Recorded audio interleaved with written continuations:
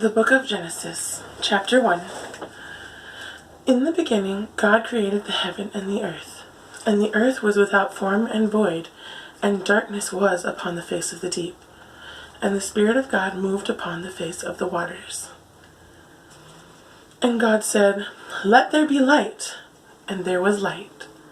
And God saw the light, that it was good, and God divided the light from the darkness. And God called the light day, and the darkness he called night. And the evening and the morning were the first day.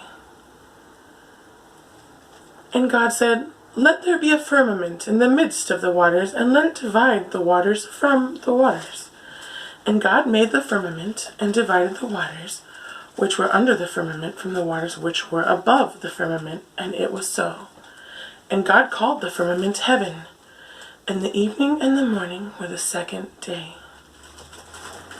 And God said, "Let the waters under the heaven be gathered together unto one place, and let the dry land appear," and it was so. And God called the dry land earth, and the gathering together of the waters called he seas. And God saw that it was good. And God said, "Let the earth bring forth grass, the herb yielding seed, and the fruit tree yielding fruit after its kind, whose seed is in itself upon the earth," and it was so. And the earth brought forth grass, and herb yielding seed after his kind, and the tree yielding fruit, whose seed was in itself after his kind. And God saw that it was good. And the evening and the morning were the third day. And God said, "Let there be lights in the firmament of the heaven to divide the day from the night, and let them be for signs and for seasons and for days and years. And let them be for lights in the firmament of the heaven to give light upon the earth." And it was so. And God made two great lights, the greater light to rule the day, and the lesser light to rule the night. He made the stars also. And God set them in the firmament of the heaven to give light upon the earth, and to rule over the day and over the night, and to divide the light from the darkness. And God saw that it was good. And the evening and the morning were the fourth day. And God said, "Let the waters bring forth abundantly the moving creature that hath life, and fowl that may fly above the earth in the open firmament of heaven."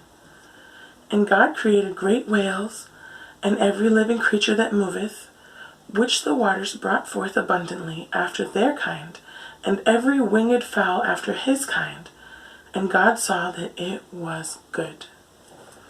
And God blessed them, saying, "Be fruitful and multiply, and fill the waters in the seas, and let fowl multiply in the earth." And the evening and the morning were the fifth day. And God said, "Let the earth bring forth the living creature after his kind, cattle and creeping thing, and beasts of the earth after his kind." And it was so.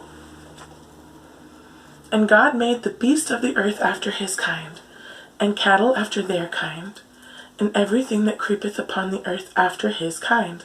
And God saw that it was good. And God said, "Let us make man in our image, after our likeness, and let them have dominion over the fish of the sea, and over the fowl of the air, and over the cattle, and over all the earth, and over every creeping thing that creepeth upon it." So God created man in his own image. In the image of God created he him, male and female created he them. And God blessed them. And God said unto them, "Be fruitful and multiply, and replenish the earth, and subdue it, and have dominion over the fish of the sea, and over the fowl of the air, and over every living thing that moveth upon the earth."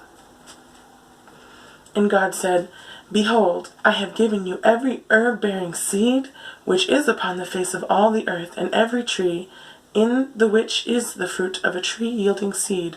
To you it shall be for meat.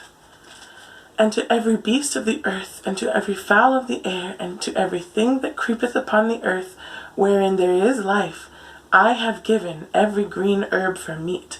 And it was so. And God saw everything that he had made, and behold, it was very good. And the evening and the morning were the sixth day. Thus the heavens and the earth were finished, and all the host of them. And on the seventh day God ended his work which he had made, and he rested on the seventh day from all his work which he had made. And God blessed the seventh day and sanctified it, because that in it he had rested from all his work which God created and made. These are the generations of the heavens and of the earth, when they were created in the day that the Lord God made the earth and the heavens. And every plant of the field before it was in the earth, and every herb of the field before it grew, for the Lord God had not caused it to rain upon the earth, and there was not a man to till the ground. But there went up a mist from the earth, and watered the whole face of the ground. And the Lord God formed man of the dust of the ground, and breathed into his nostrils the breath of life, and man became a living soul. And the Lord God planted a garden eastward in Eden, and there he put the man whom he had formed. And out of the ground made the Lord God to grow every tree that is pleasant to the sight, and good for food, the tree of life also in the midst of the garden, and the tree of knowledge of good and evil. And a river went out of Eden to water the garden, and from thence it was parted and became into 4 heads. The name of the first is Pison, that is it which compasseth the whole land of Havilah, where there is gold. And the gold of that land is good.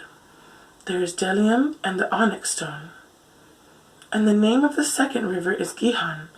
The same is it that compasseth the whole land of Ethiopia.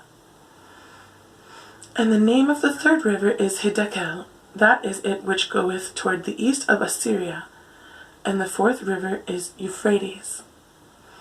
And the Lord God took the man, and put him into the garden of Eden, to dress it and to keep it. And the Lord God commanded the man, saying, Of every tree of the garden thou mayest freely eat, but of the tree of the knowledge of good and evil thou shalt not eat of it, for in the day that thou eatest thereof thou shalt surely die. And the Lord God said, It is not good that the man should be alone.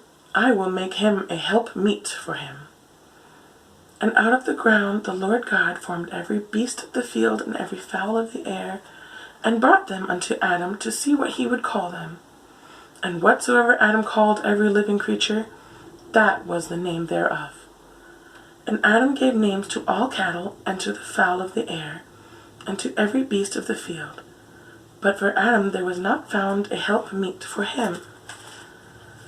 And the Lord God caused a deep sleep to fall upon Adam, and he slept. And he took one of his ribs, and closed up the flesh instead thereof. And the rib which the Lord God had taken from man made he a woman, and brought her unto the man. And Adam said, This is now bone of my bones, and flesh of my flesh. She shall be called a woman, because she was taken out of man. Therefore shall a man leave his father and his mother, and shall cleave unto his wife, and they shall be one flesh. And they were both naked, the man and his wife, and were not ashamed. Chapter 3. The sin of man, the temptation. Now the serpent was more subtle than any beast of the field which the Lord God had made. And he said unto the woman, Yea, hath God said, Ye shall not eat of every tree of the garden? And the woman said unto the serpent, We may eat of the fruit of the trees of the garden, but of the fruit of the tree which is in the midst of the garden God hath said, Ye shall not eat of it, neither shall ye touch it, lest ye die. And the serpent said unto the woman, Ye shall not surely die, for God doth know that in the day ye eat thereof, then your eyes shall be opened, and ye shall be as gods, knowing good and evil. And when the woman saw that the tree was good for food, and that it was pleasant to the eyes, and a tree to be desired to make one wise, she took of the fruit thereof, and did eat, and gave also unto her husband with her, and he did eat. And the eyes of them both were opened, and they knew that they were naked, and they sewed fig leaves together, and made themselves aprons. They heard the voice of the Lord God walking in the garden in the cool of the day, and Adam and his wife hid themselves from the presence of the Lord God amongst the trees of the garden. And the Lord God called unto Adam, and said unto him, Where art thou? And he said, I heard thy voice in the garden, and I was afraid, because I was naked, and I hid myself. And he said, Who told thee that thou wast naked?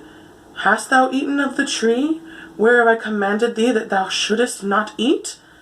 And the man said, The woman whom thou gavest to be with me, she gave me of the tree, and I did eat. And the Lord God said unto the woman, What is it that thou hast done? And the woman said, The serpent beguiled me, and I did eat. And the Lord God said unto the serpent, Because thou hast done this, thou art cursed above all cattle, and above every beast of the field.